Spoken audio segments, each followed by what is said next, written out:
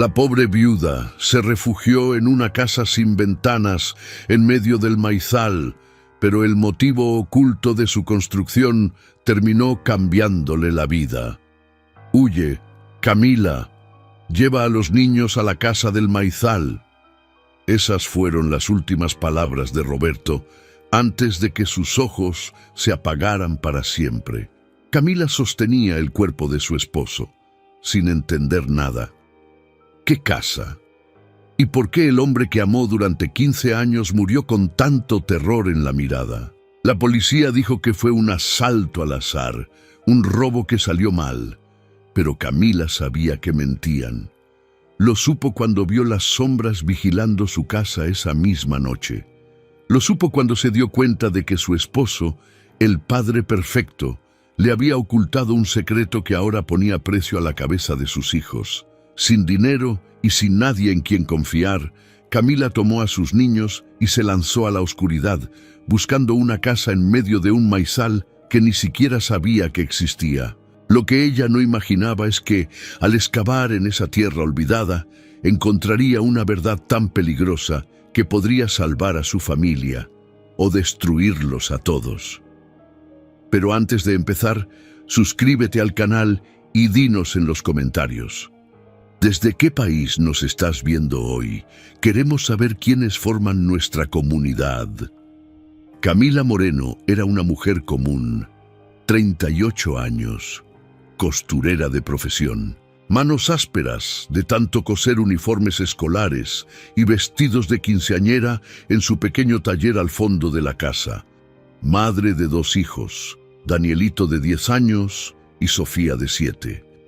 Una mujer que pagaba sus cuentas a tiempo, que iba a misa los domingos, que preparaba tortillas a mano porque así le enseñó su mamá. Una mujer que nunca imaginó que su vida tranquila en ese pueblito de Jalisco estaba a punto de convertirse en una pesadilla de la que no podría despertar. El velorio fue breve. Pocos familiares, algunos vecinos curiosos. Camila lloraba en silencio mientras sus hijos, vestidos de negro, no terminaban de entender por qué papá no iba a volver. Danielito, el mayor, trataba de ser fuerte, pero Sofía no paraba de preguntar cuándo despertaría su papá, y Camila, con el corazón destrozado, solo podía abrazarlos y mentirles diciéndoles que todo estaría bien. Pero ella sabía que nada estaría bien, porque mientras bajaban el ataúd a la tierra, Camila sintió la mirada, una mirada fría, calculadora, peligrosa. 3 hombres, parados al otro lado del cementerio, trajes negros, lentes oscuros. No se acercaron, no hablaron con nadie, solo miraban, observaban, y cuando Camila volteó a verlos directamente, uno de ellos sonrió. Una sonrisa que le heló la sangre. Una sonrisa que le decía: te estamos vigilando. Esa misma noche, cuando regresó a su casa con los niños dormidos y agotados de tanto llorar, Camila encontró la primera señal. La puerta trasera, la que daba al patio donde tendía la ropa, estaba entreabierta. Ella sabía perfectamente que la había cerrado con llave antes de salir al funeral. Entró despacio, con el corazón retumbándole en el pecho. Todo parecía estar en su lugar: la sala, la cocina. Pero cuando llegó a su habitación, lo vio. El colchón estaba movido, los cajones del armario abiertos. Alguien había estado ahí, alguien había buscado algo, y lo peor de todo era que Camila no tenía idea de qué. Al día siguiente, el teléfono comenzó a sonar. Ring, ring, ring. Camila contestaba y al otro lado solo había silencio, un silencio pesado, amenazante, lo suficientemente largo como para que ella supiera que alguien estaba escuchando su respiración. Y luego colgaban, 1 vez, 2 veces, 5 veces en un solo día. Los niños empezaron a tener miedo de contestar el teléfono. Entonces aparecieron los carros, un Chevrolet negro que se estacionaba frente a su casa todas las mañanas, con los vidrios polarizados, con el motor encendido, como esperando, como vigilando. Camila cerraba las cortinas, pero sabía que estaban ahí, podía sentirlos, y por las noches, cuando apagaba las luces y acostaba a los niños, a veces escuchaba pasos afuera, alguien caminando alrededor de la casa, probando las ventanas, tocando suavemente las puertas como si quisieran entrar sin hacer ruido. Camila estaba aterrorizada, pero no sabía a quién acudir. ¿A la policía? ¿Y qué les iba a decir? Que unos hombres la miraban, que sentía pasos por la noche. En ese pueblo, la policía no servía para nada. O peor aún, tal vez trabajaban para quien la estaba buscando. Roberto le había dicho que no confiara en nadie.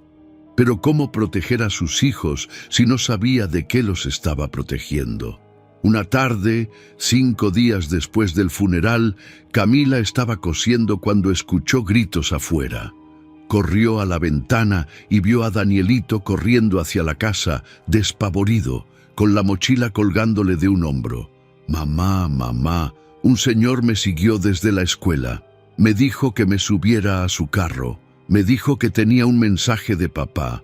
Camila sintió que el mundo se le venía encima. Abrazó a su hijo con fuerza y miró hacia la calle. Ahí estaba el Chevrolet negro, y dentro, la silueta de un hombre que los observaba, esperando. Esa noche, Camila no durmió. Se quedó sentada en la sala, con un cuchillo de cocina en las manos, escuchando cada sonido, cada crujido, cada murmullo del viento. Y fue en ese momento, en esa madrugada oscura y aterradora, cuando recordó las últimas palabras de Roberto, la casa del maizal. Ella nunca había escuchado hablar de ninguna casa en un maizal. Roberto trabajaba en construcción, o eso le decía. Salía temprano, regresaba tarde, a veces viajaba por días. Decía que era por contratos en otros estados. Y Camila, confiada y enamorada, nunca cuestionó nada. Pero ahora todo cobraba un sentido siniestro. Se levantó y fue al closet de Roberto. Buscó entre su ropa, entre sus zapatos. Y ahí, en una caja vieja de herramientas que él nunca usaba, encontró algo. Un sobre amarillento. Adentro había un mapa dibujado a mano, marcas, coordenadas y una dirección escrita con letra temblorosa. Kilómetro 47, carretera a Colotlán. Después del puente viejo, gira a la izquierda en el camino de tierra. Busca la casa sin ventanas entre el maizal. Camila sintió un escalofrío. ¿Qué era esto? ¿Por qué Roberto tenía esto escondido? Y lo más importante, ¿por qué era lo único que podía salvar a su familia? Al amanecer, tomó una decisión. No podía quedarse ahí esperando a que vinieran por ellos. Esos hombres ya habían intentado llevarse a Danielito. La próxima vez no fallarían. Tenía que huir, tenía que llegar a esa casa misteriosa que Roberto había preparado para ellos, aunque no entendiera por qué, aunque le aterrara no saber qué encontraría. Despertó a los niños en silencio. «Solo traigan lo que puedan cargar», les dijo con voz firme pero temblorosa. Danielito, asustado, la miraba sin entender. «¿A dónde vamos, mamá?» «Lejos, mijo, a un lugar donde estaremos seguros». Sofía comenzó a llorar. «Quiero quedarme en casa. Quiero a mi papá». Y Camila, con lágrimas en los ojos, la abrazó fuerte. «Papá nos está cuidando desde el cielo. Y ahora nosotros tenemos que ser valientes». Metió lo esencial en una mochila vieja. Algo de ropa. Las fotos de la familia. El dinero que tenía ahorrado. Apenas 3,000 pesos. El mapa. Y salieron por la puerta trasera, en la oscuridad del amanecer, antes de que el Chevrolet negro se estacionara frente a la casa como todas las mañanas. Caminaron hasta la terminal de autobuses. Camila miraba constantemente hacia atrás. Cada hombre que veía le parecía amenazante. Cada mirada le parecía sospechosa. Compró 3 boletos a Colotlán con efectivo, sin dar su nombre verdadero, y subieron al camión cuando apenas estaba amaneciendo. El viaje fue una tortura. Cada vez que el autobús se detenía, Camila sentía que la descubrirían. En una parada, dos hombres subieron al camión y se sentaron justo detrás de ellos. Camila apretó la mano de Danielito con tanta fuerza que el niño se quejó, pero no podía relajarse, no hasta que estuvieran lejos, muy lejos. Horas después, cuando el autobús llegó a Colotlán, Camila bajó con sus hijos y buscó un taxi. Un señor mayor, con sombrero de paja, la miró curioso. ¿A dónde, señora? Al kilómetro 47, después del Puente Viejo. El taxista frunció el ceño. Por allá no hay nada, señora, solo milpas. Camila lo miró fijamente. Llévenos. El camino se volvió de terracería, polvo, baches. El maizal se extendía a ambos lados, alto y verde, mecido por el viento. Y entonces, después de casi media hora de camino, Camila lo vio. Una construcción extraña, una casa pequeña, de adobe sin ventanas, solo una puerta de madera, rodeada completamente por el maizal. Aquí es, dijo. El taxista la miró como si estuviera loca. ¿Estás segura? Aquí no vive nadie. Camila pagó y bajó con los niños. El taxi se alejó levantando una nube de polvo, y de pronto estaban solos, rodeados de silencio, rodeados de maíz que parecía observarlos. Danielito se aferró a su brazo. «Mamá, tengo miedo». Camila tragó saliva. «Yo también, mijo, pero vamos a estar bien». Se acercaron a la puerta. Estaba cerrada con un candado viejo y oxidado. Pero cuando Camila revisó su mochila, encontró una llave que había estado en el sobre junto al mapa. Una llave que Roberto había dejado para ella. Con manos temblorosas, abrió el candado. La puerta crujió al abrirse. Adentro estaba oscuro, muy oscuro. Sin ventanas, la única luz venía de la puerta abierta. Camila encendió la linterna de su celular y lo que vio la dejó sin aliento. La casa estaba preparada. Había colchones en el suelo, latas de comida apiladas contra una pared, garrafones de agua, velas, fósforos, y en el centro de la habitación, sobre una mesa de madera, había un sobre grande con su nombre escrito en la letra de Roberto. Camila se acercó despacio. Los niños, asustados, se quedaron cerca de la puerta. Ella tomó el sobre con manos temblorosas y lo abrió. Adentro había dinero, muchos billetes, más de lo que Camila había visto en su vida. Y una carta. Mi amada Camila, si estás leyendo esto, significa que algo me pasó. Significa que no pude protegerte como prometí. Perdóname. Camila sintió que las lágrimas comenzaban a caer. Sé que debes estar confundida, asustada, y tienes todo el derecho. Yo te mentí. Durante años te mentí. No trabajaba en construcción. Trabajé para gente mala, gente peligrosa. Hice cosas terribles, cosas que me avergüenzan, pero todo lo hice para darnos una vida mejor, para que tú y los niños nunca pasaran hambre como yo pasé de niño. Pero me equivoqué, quise salirme, y cuando traicionas a esa gente, te cobran. Por eso construí esta casa, por eso preparé todo, porque sabía que algún día vendrían por mí, y cuando eso pasara, tú y los niños necesitarían un lugar seguro. Camila sollozaba mientras leía. Debajo de esta casa, Camila, hay algo que nadie sabe. Algo que encontré hace años cuando estaba trabajando para ellos. Un tesoro, algo antiguo y valioso. Nunca se los dije. Lo escondí aquí. Es tuyo ahora. Es de los niños. Úsalo para salir del país, para empezar de nuevo lejos de México, donde nadie los encuentre. En la esquina suroeste de la habitación, debajo de las tablas del piso, encontrarás la entrada. Perdóname por todo. Cuida a nuestros hijos y recuerda que siempre, siempre los amé. Roberto. Camila dejó caer la carta y miró hacia la esquina que Roberto había indicado. Un tesoro, debajo de esta casa.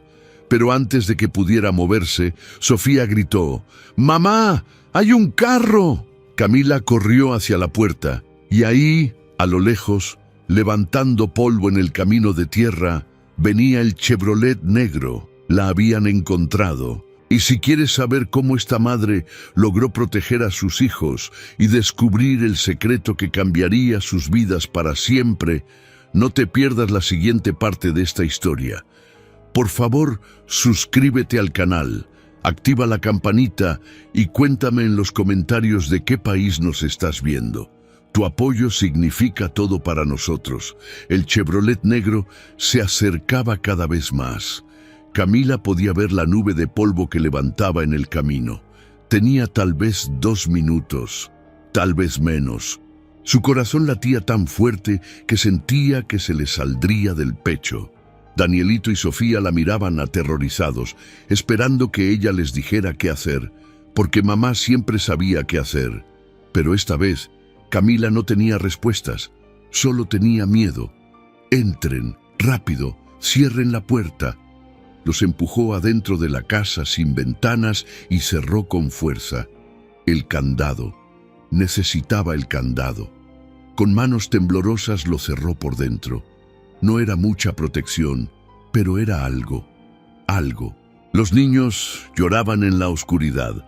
Camila encendió la linterna de su celular otra vez. Piensen, Camila, piensen.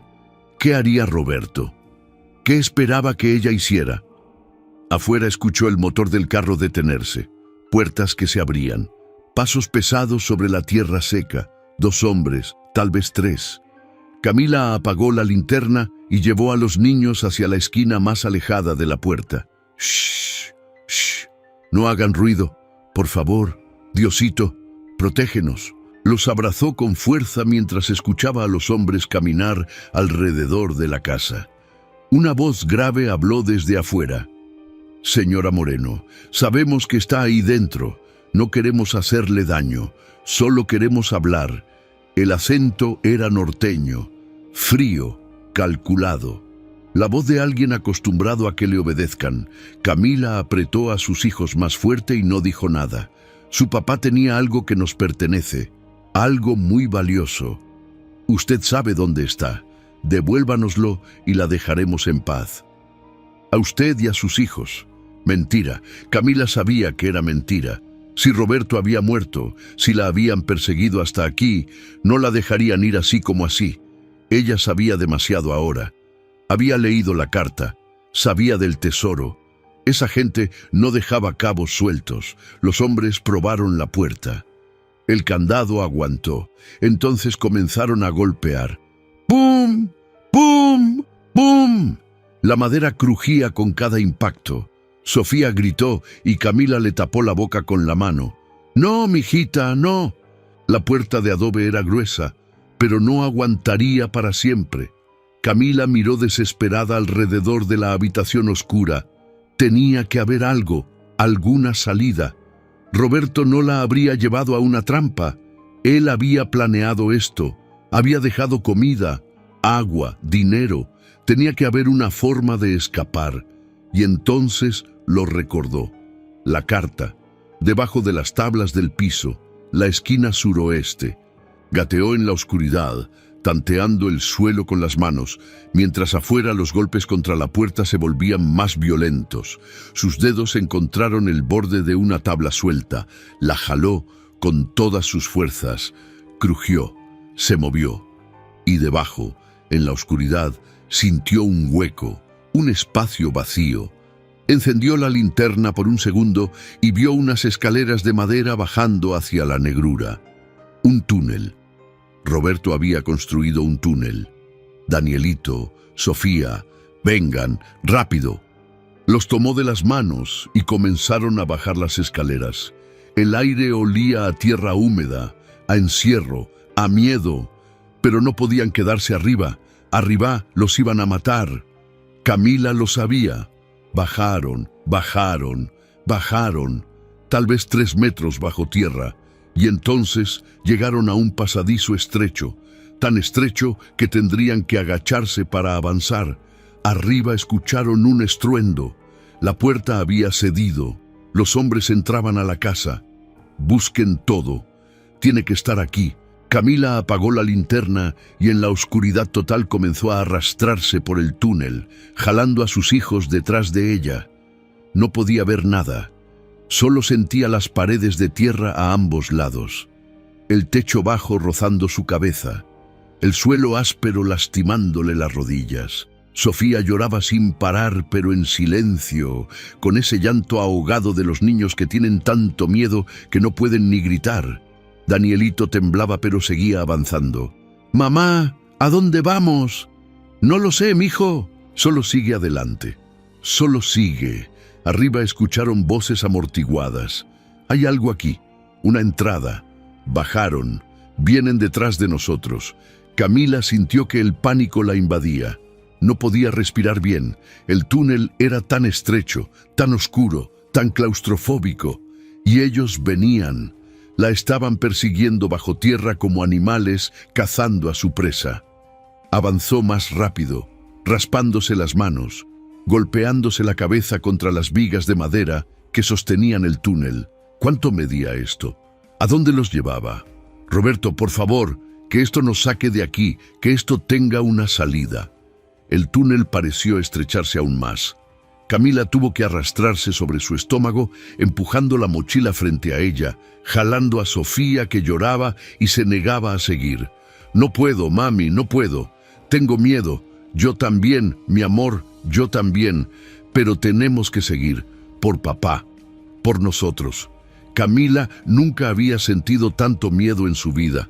La oscuridad era absoluta, el aire escaso, y detrás de ellos las voces de los hombres resonaban en el túnel. «Están aquí, síganlos». Y entonces, cuando Camila pensaba que ya no podría avanzar más, que se quedaría atrapada ahí bajo tierra para siempre, su mano tocó algo diferente. Una escalera, otra escalera subiendo. Había luz, apenas un hilillo de luz filtrándose desde arriba, una salida. Subió tan rápido como pudo. Empujó una trampilla de madera. Se abrió con un crujido y de pronto estaban afuera. Afuera en el maizal, a tal vez 100 metros de la casa sin ventanas. El sol les pegó en la cara como una bendición. Camila jaló a sus hijos hacia arriba y cerró la trampilla, cubriendo la entrada con hojas y tierra. «Corran, no volteen, solo corran». Se internaron en el maizal. Las cañas altas los ocultaban, pero también los desorientaban. Camila no sabía hacia dónde ir, solo sabía que tenían que alejarse. Detrás de ellos escucharon gritos. Salieron por algún lado. «Búsquenlos, no pueden estar lejos». Corrieron hasta que los pulmones les ardían, hasta que Sofía tropezó y cayó llorando.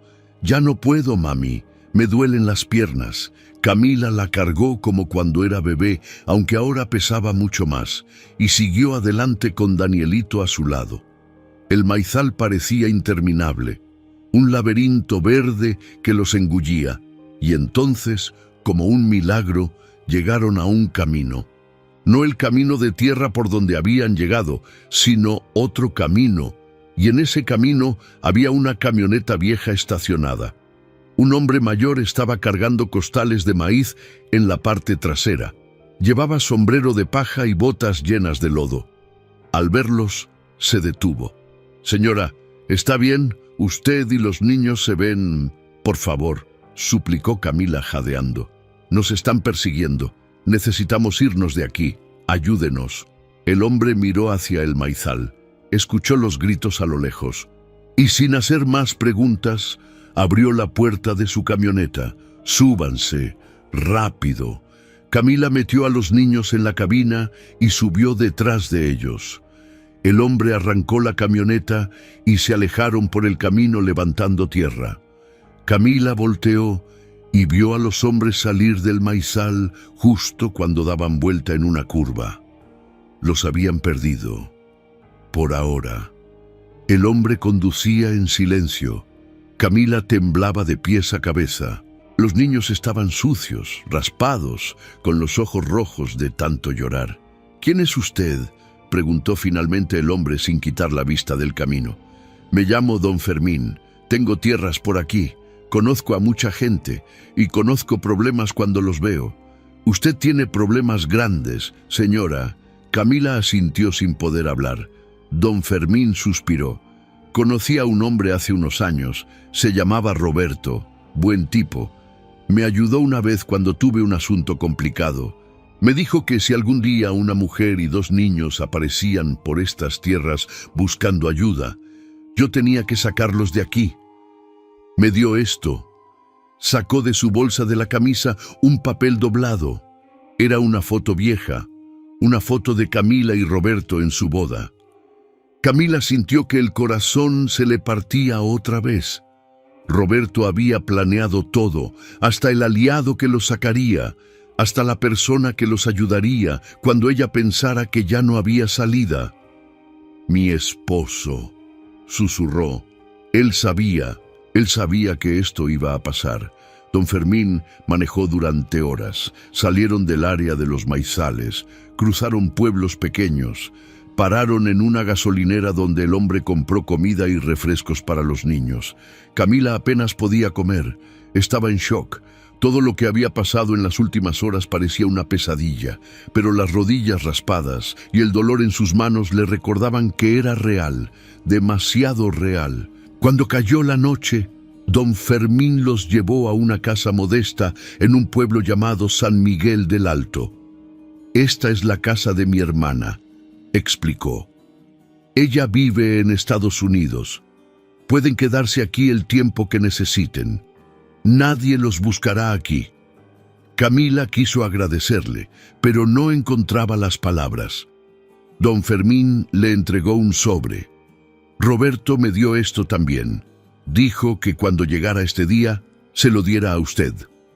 Camila abrió el sobre con dedos temblorosos. Adentro había identificaciones falsas, para ella y los niños, nombres diferentes, María Elena García y sus hijos Juan y Rosa, pasaportes, actas de nacimiento, todo perfectamente falsificado, y una nota en letra de Roberto. «Empieza de nuevo, mi amor. Sé María Elena, olvida a Camila por un tiempo, es la única forma de que sobrevivan». Esa noche, acostada en una cama extraña, en una casa extraña, con sus hijos durmiendo abrazados a ella, Camila lloró como nunca había llorado.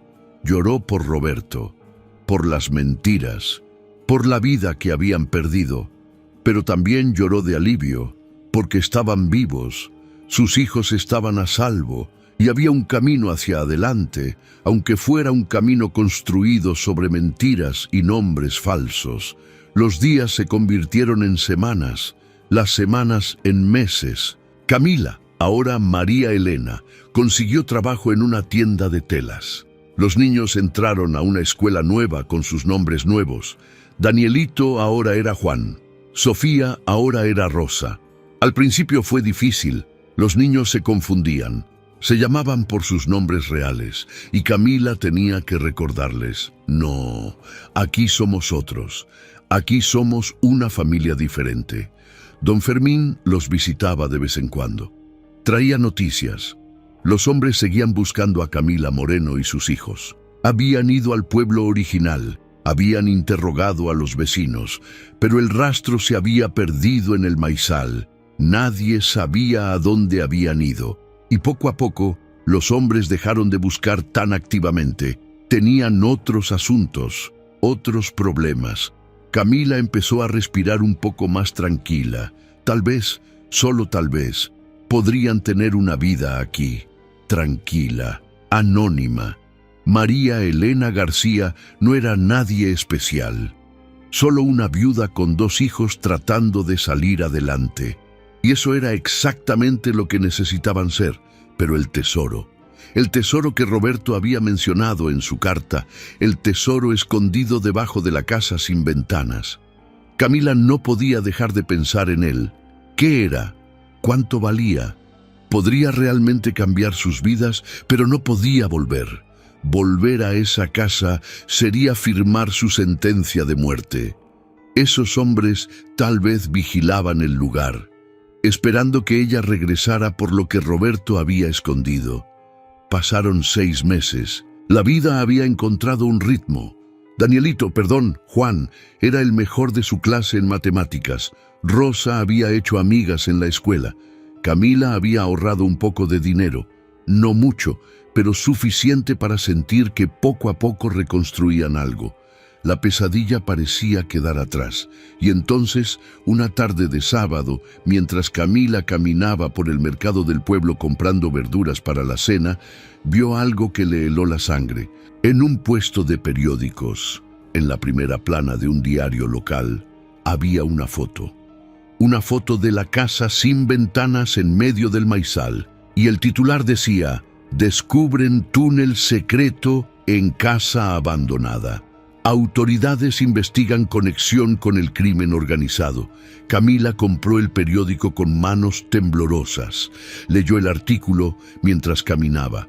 Las autoridades habían encontrado la casa, habían descubierto el túnel y habían encontrado evidencia de que alguien había estado ahí recientemente.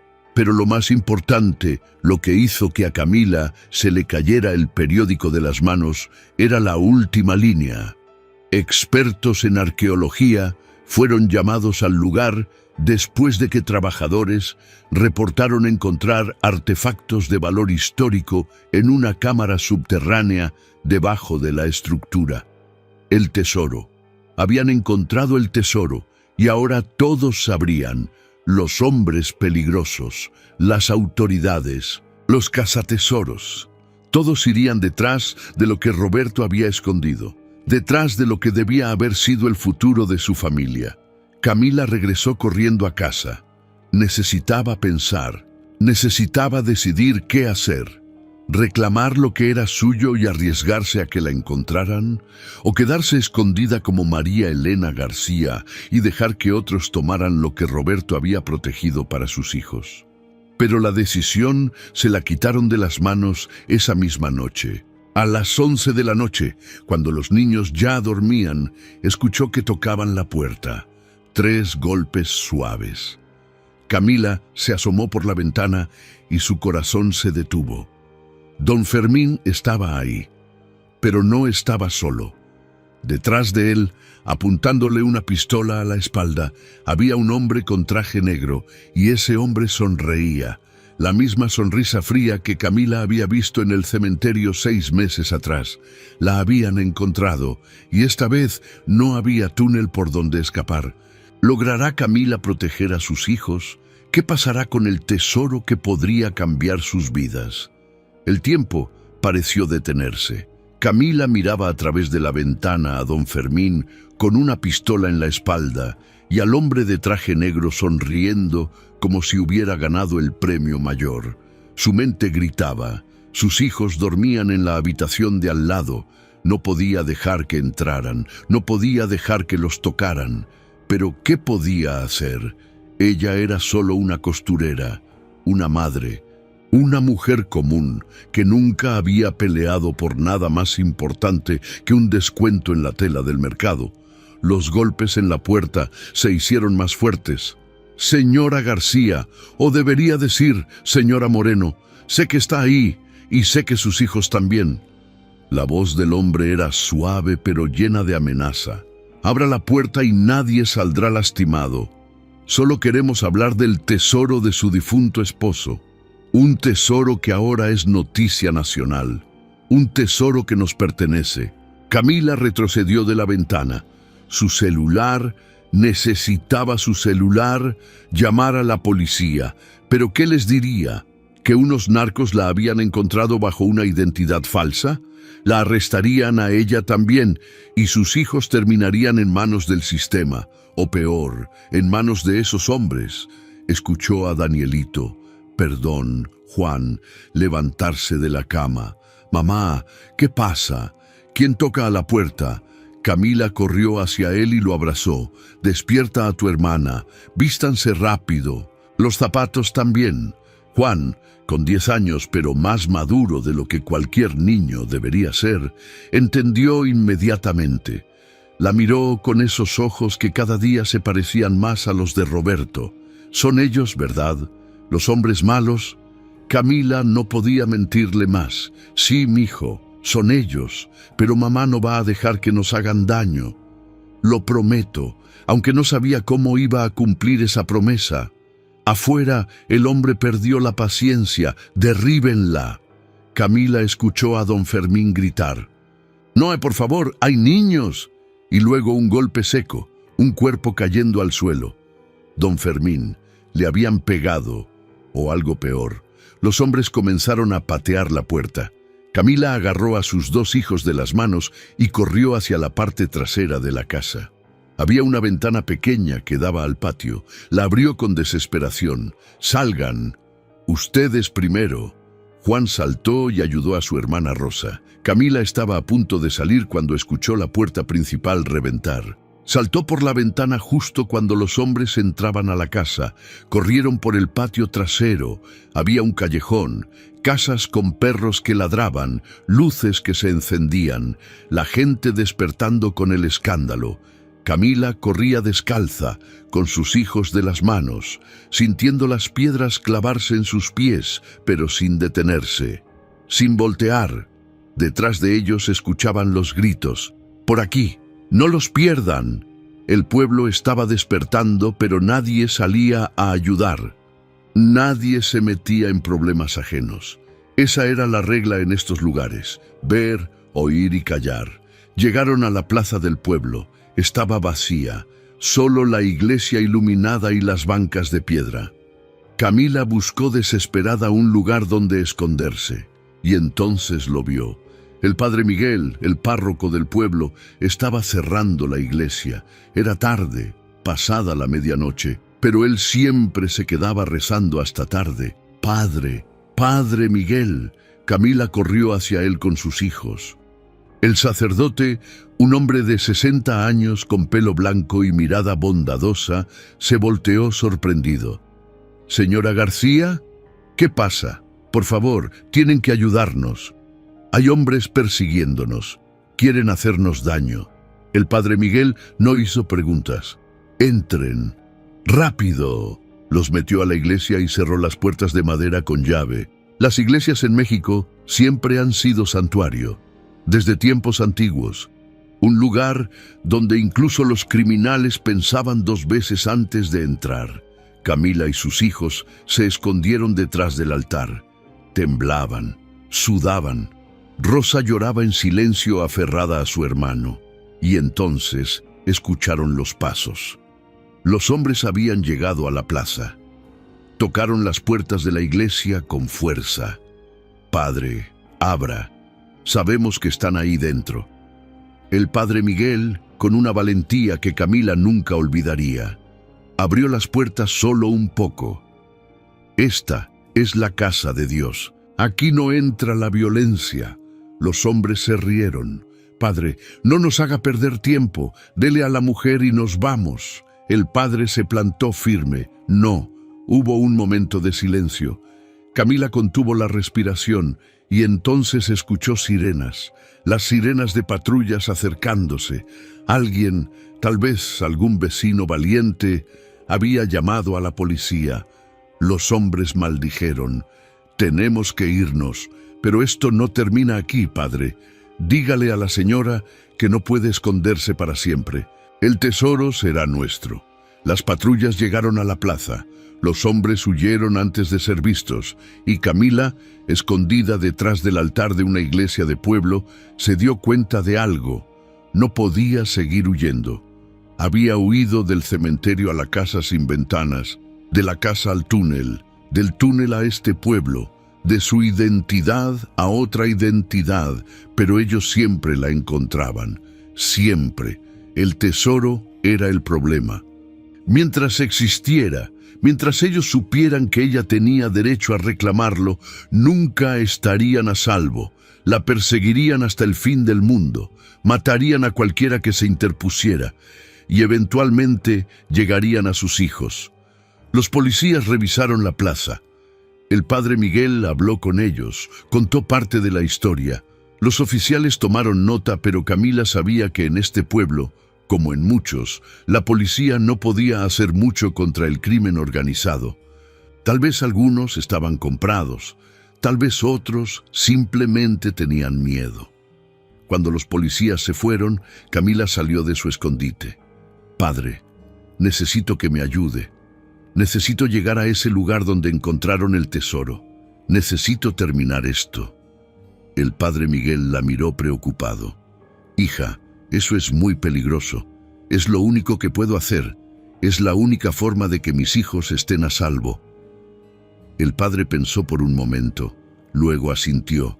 «Conozco a alguien que puede ayudarla». Al día siguiente, temprano por la mañana, Camila estaba en la oficina de un abogado en Guadalajara. El licenciado Ramírez era un hombre serio de 50 años que había trabajado en casos de víctimas del crimen organizado. El padre Miguel lo había contactado. «Señora Moreno», dijo mirándola fijamente, «he leído sobre el caso. El tesoro que su esposo escondió es una colección de artefactos precolombinos de valor incalculable. Probablemente los robó de un sitio arqueológico cuando trabajaba para el cartel. Son patrimonio cultural de México».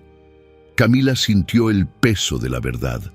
Roberto no solo había trabajado para criminales, había saqueado historia. Había robado tesoros que pertenecían a todos los mexicanos. «No lo sabía», susurró. «Él nunca me dijo». «Lo sé», dijo el abogado.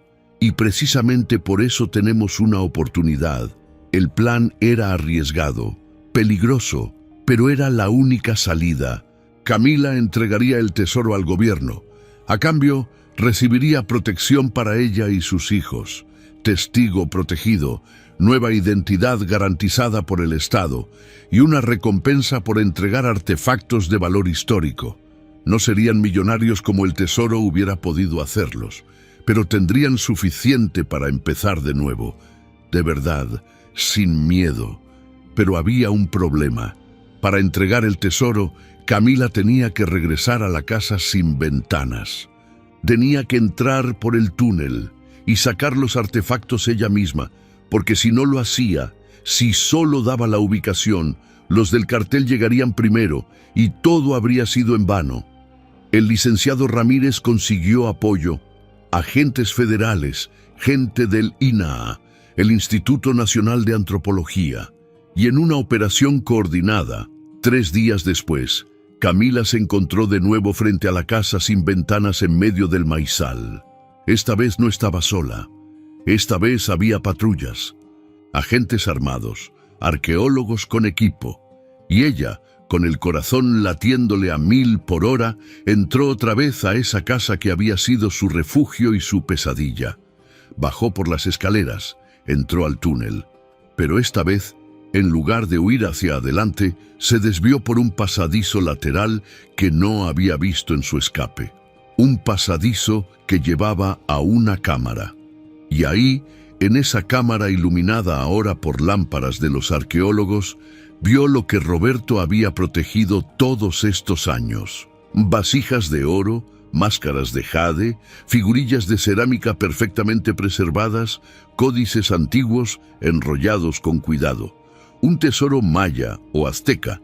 Los expertos no estaban seguros todavía, pero definitivamente algo que no tenía precio. Algo que pertenecía en un museo, no en manos de criminales, no en manos de una viuda asustada.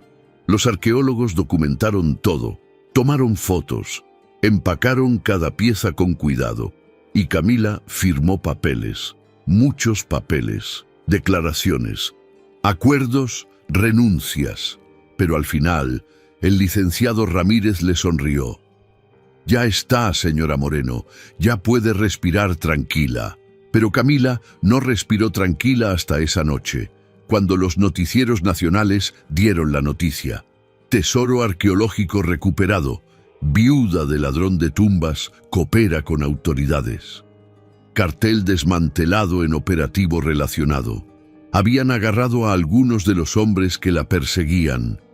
No a todos, pero suficientes como para que los demás se replegaran, para que entendieran que Camila Moreno ya no tenía nada que ellos quisieran. Un mes después, Camila y sus hijos estaban en un avión. Nuevos nombres, nuevos documentos. esta vez garantizados por el gobierno. Iban a Mérida, en el sureste de México, lejos de Jalisco, lejos de todo lo que habían conocido.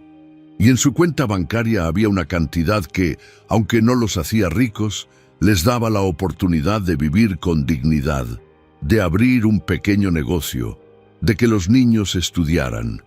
En el avión, Danielito, que había recuperado su nombre verdadero, le preguntó: «Mamá, ¿crees que papá sabía que esto iba a pasar? ¿Que íbamos a terminar entregando el tesoro?»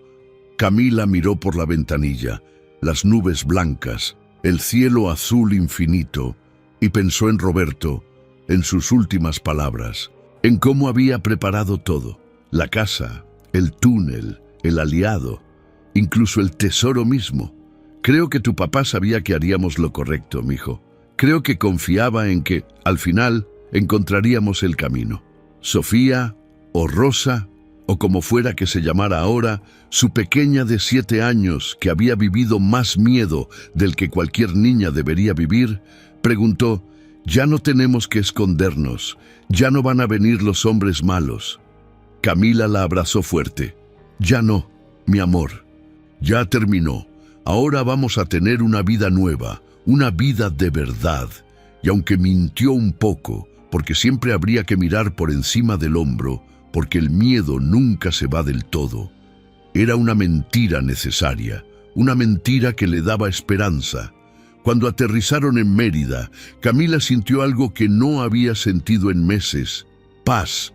No era felicidad todavía. El dolor por Roberto seguía fresco, la rabia por las mentiras seguía ahí, pero era paz. La paz de saber que sus hijos dormirían sin pesadillas.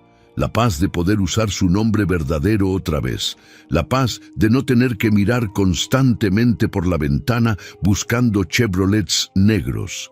Meses pasaron. Camila abrió un taller de costura en el centro de Mérida. Los niños entraron a una buena escuela, conocieron amigos, sonrieron otra vez. Y poco a poco, la familia Moreno empezó a sanar. Un año después del día en que Roberto murió en sus brazos, Camila estaba cosiendo un vestido de quinceañera, con sus manos trabajando la tela como habían hecho toda su vida, cuando Danielito llegó corriendo del colegio con un periódico. «¡Mamá! ¡Mira! ¡Saliste en el periódico!». Era un artículo sobre el Museo de Antropología que había inaugurado una nueva sala, la Sala del Tesoro Recuperado. Y ahí, en una pequeña placa, decía: «Gracias a la valentía de Camila Moreno, estos artefactos fueron rescatados del crimen organizado y devueltos al pueblo de México». Camila leyó la placa y sintió lágrimas en los ojos.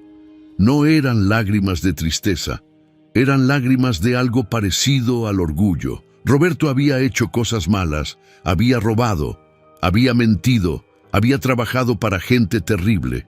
Pero al final, aunque tal vez sin quererlo, ese tesoro había regresado a donde pertenecía. Y ella y sus hijos estaban vivos, estaban juntos, estaban a salvo. Esa noche, acostando a sus hijos, Sofía le preguntó: «Mamá, ¿crees que Dios nos ayudó?». Camila pensó en todos los momentos en que fácilmente podrían haber muerto. El túnel que casi no encuentran, don Fermín apareciendo justo cuando lo necesitaban, el padre Miguel abriendo las puertas de la iglesia, el abogado creyendo en su historia. «Sí, mi amor, creo que Dios nunca nos soltó de su mano». Y Camila entendió algo profundo esa noche, algo que compartiría con sus hijos cuando fueran más grandes. A veces perdemos todo. A veces la vida nos quita lo que más amamos. A veces nos encontramos huyendo en la oscuridad sin saber hacia dónde vamos.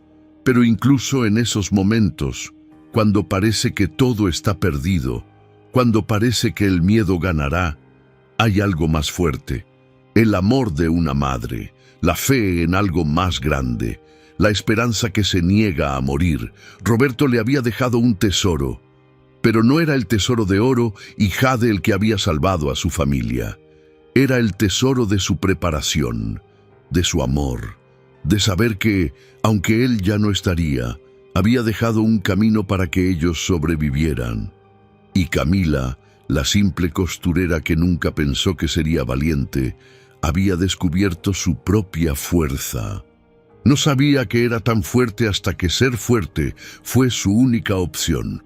Años después, cuando Danielito se graduó de la universidad como ingeniero y Sofía como maestra, Camila los llevó al Museo de Antropología.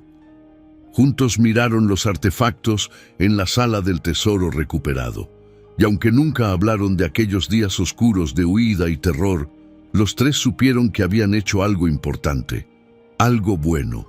La vida de Camila nunca volvió a ser la misma, pero estaba viva. Sus hijos estaban vivos, y eso, al final, era el único tesoro que realmente importaba, porque Dios siempre recompensa a quienes no dejan de creer, incluso cuando todo parece perdido, incluso cuando la casa sin ventanas en medio del maizal parece ser el fin. Siempre hay una salida, siempre hay esperanza, y siempre vale la pena seguir luchando.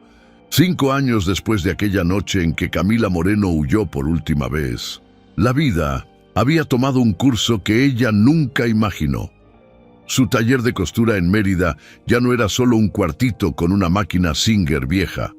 Ahora era un pequeño negocio con 3 empleadas, un local en una calle concurrida del centro y un letrero que decía Diseños Camila, bordados y tradición.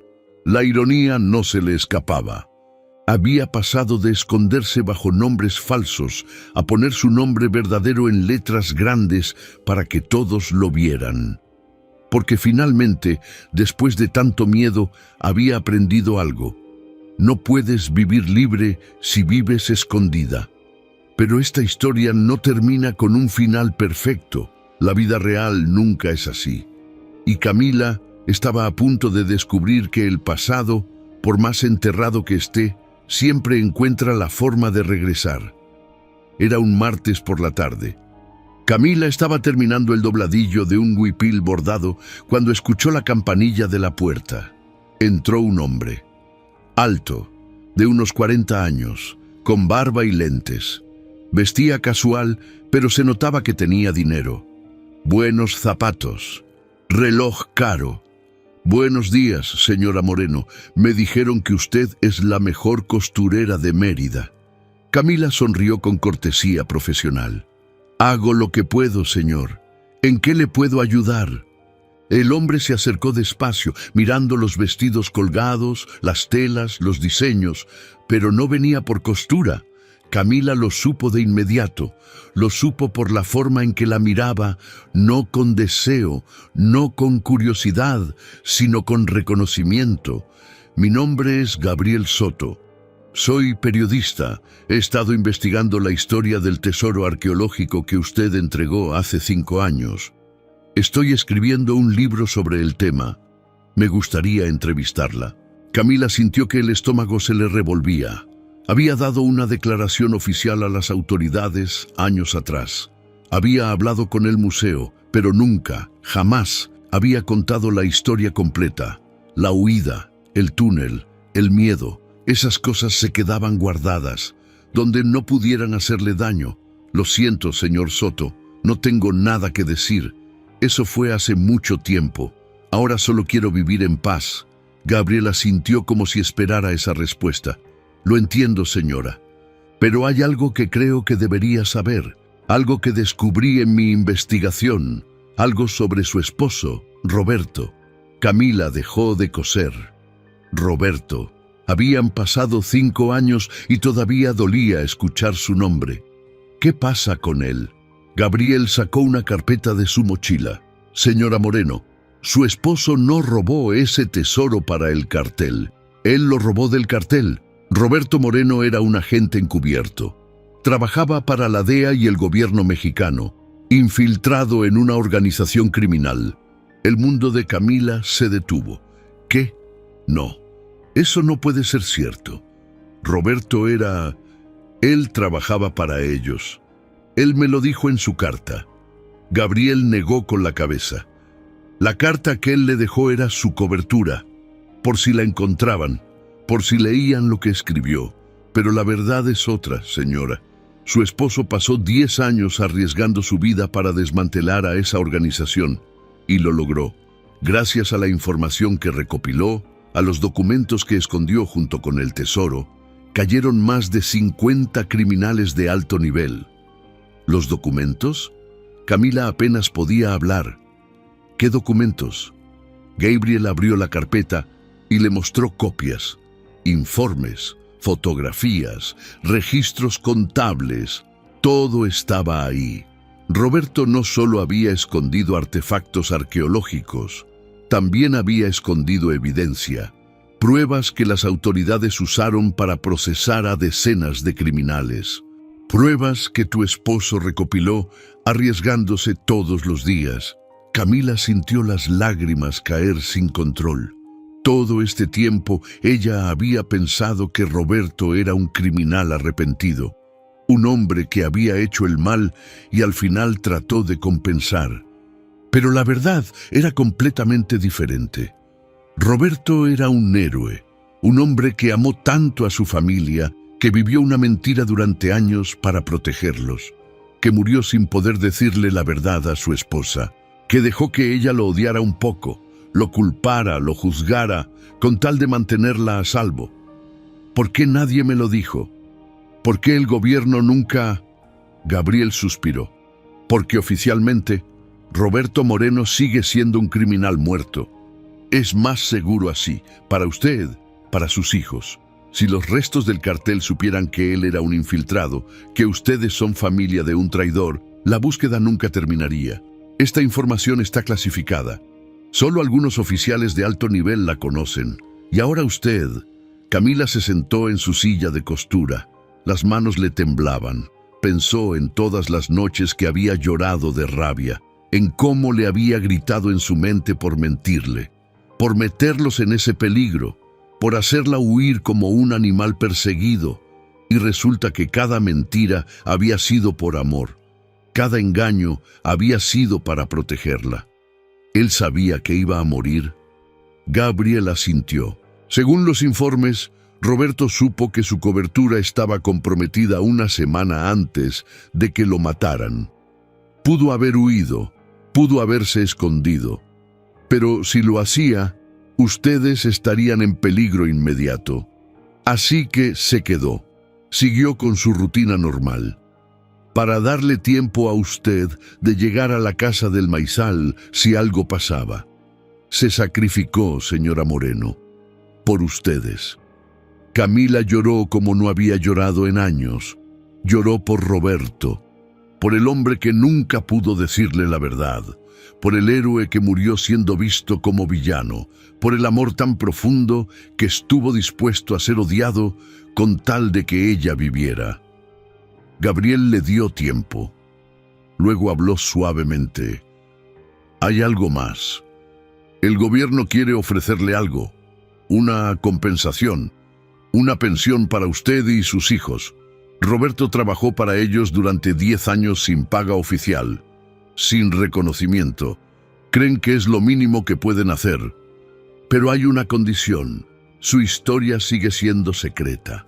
El libro que estoy escribiendo no mencionará su nombre real ni su ubicación. Solo los hechos, el heroísmo, el sacrificio. ¿Y mis hijos? Danielito y Sofía tienen derecho a saber quién fue realmente su padre. Gabriel sonrió con tristeza.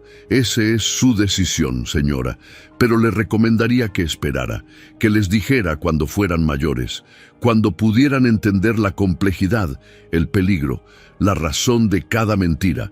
Esa noche, Camila se sentó en su pequeña sala. Danielito, ahora de 15 años, estaba haciendo tarea. Sofía, de 12, veía televisión. Eran niños normales, felices, sin pesadillas, sin miedo. Y Camila decidió que Gabriel tenía razón. Les contaría la verdad algún día, pero no hoy. Hoy les dejaría ser niños un poco más. Abrió una caja que guardaba debajo de su cama. Adentro estaban las pocas cosas de Roberto que había salvado. Su reloj, su anillo de bodas, la foto de su boda. Y ahora, gracias a Gabriel, Tenía algo más: copias de informes oficiales que confirmaban que Roberto Moreno fue un agente encubierto, un héroe no reconocido, un hombre que amó tanto que estuvo dispuesto a morir en el anonimato. Camila tocó la foto de Roberto. Perdóname por dudarte, perdóname por enojarme, perdóname por no entender. Y susurró las palabras que nunca pudo decirle en vida. Gracias, gracias por amarnos tanto. Gracias por salvarnos. Gracias por el tesoro más grande de todos, nuestra vida. 2 años después, cuando Danielito cumplió 17, Camila lo llevó a una habitación privada del Museo de Antropología en Ciudad de México. Ahí, el director del museo le explicó que su padre había sido fundamental en la recuperación de patrimonio cultural invaluable, que gracias a él, esas piezas estaban ahora donde pertenecían. Danielito lloró frente a la vitrina que contenía una máscara de jade. «Mi papá hizo esto», dijo con orgullo. «Mi papá fue un héroe». Y Camila, viendo a su hijo pararse más derecho, con los hombros hacia atrás, con la barbilla en alto, supo que había tomado la decisión correcta. Roberto no había vivido en vano. Su sacrificio había dado frutos. Sus hijos crecerían sabiendo que su padre había sido valiente, que había elegido el bien sobre el mal, que había amado más allá de la muerte. Cuando Sofía cumplió 15 años, Camila organizó una fiesta de quinceañera hermosa. Invitaron a medio Mérida, hubo mariachi, baile, comida. Y cuando llegó el momento del vals con el padre, Camila bailó con su hija. Porque aunque Roberto no estaba físicamente, su amor los había mantenido unidos. Su sacrificio les había dado esta vida, esta paz, esta felicidad. Al final de la noche, con los invitados despidiéndose, don Fermín se acercó a Camila. El viejo había sobrevivido al golpe de aquella noche, y aunque ahora estaba más cansado, más frágil, seguía visitándolos. Seguía siendo parte de su familia extendida. Señora Camila, Roberto estaría orgulloso de usted, de sus hijos, de todo lo que logró. Camila abrazó al anciano. Don Fermín, sin usted no habríamos sobrevivido. Usted también es parte de este milagro. El viejo negó con la cabeza. Yo solo cumplí una promesa, pero usted es quien tuvo el valor. El valor de seguir adelante cuando todo parecía perdido. Y Camila entendió en ese momento que su historia no era solo sobre un tesoro escondido bajo una casa en medio de un maizal. Era una historia sobre el tesoro del amor, el tesoro de la fe, el tesoro de la esperanza que se niega a morir. Roberto le había dado oro y jade, sí, pero más importante, le había dado el mapa para sobrevivir. Le había dado tiempo, le había dado opciones, le había dado vida. Años más tarde, cuando el libro de Gabriel Soto se publicó con el título El tesoro del infiltrado, se convirtió en un bestseller en México. La historia de un agente encubierto que robó un tesoro arqueológico del cartel para usarlo como evidencia y salvarlo del mercado negro. Nadie sabía que la viuda del libro, llamada María, para proteger su identidad, cosía vestidos en Mérida.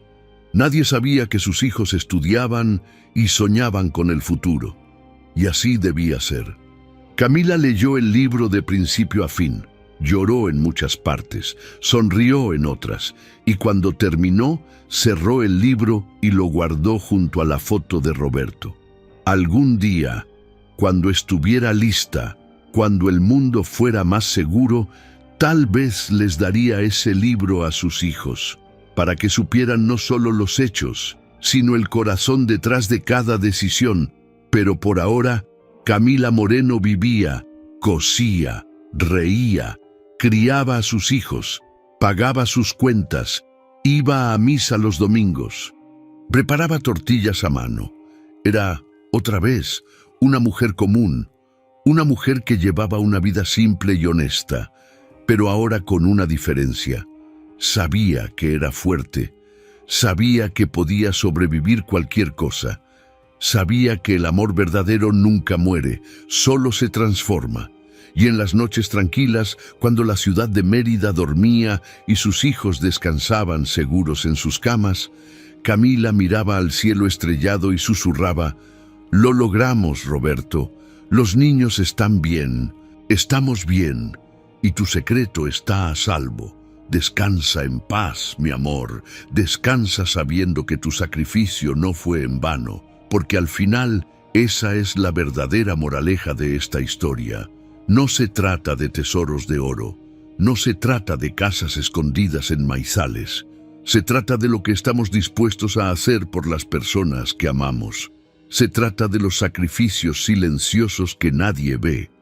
Se trata de las madres que encuentran fuerza donde no sabían que la tenían. Y se trata de la fe inquebrantable de que, incluso en la oscuridad más profunda, Dios nunca nos abandona. Camila Moreno no se hizo millonaria, no se hizo famosa, no apareció en las portadas de los periódicos, pero logró algo mucho más valioso. Salvó a sus hijos, les dio un futuro, les dio esperanza y les enseñó con su ejemplo que el verdadero tesoro no es lo que tienes, sino a quién tienes, no es lo que acumulas, sino lo que estás dispuesto a sacrificar por amor. Y esa lección, esa sabiduría ganada con sangre, sudor y lágrimas, es el tesoro más grande de todos. Un tesoro que ningún criminal puede robar, que ningún gobierno puede confiscar, que ningún tiempo puede borrar. El tesoro del amor, el tesoro de la familia, el tesoro de saber que nunca estás solo, incluso cuando todo parece perdido.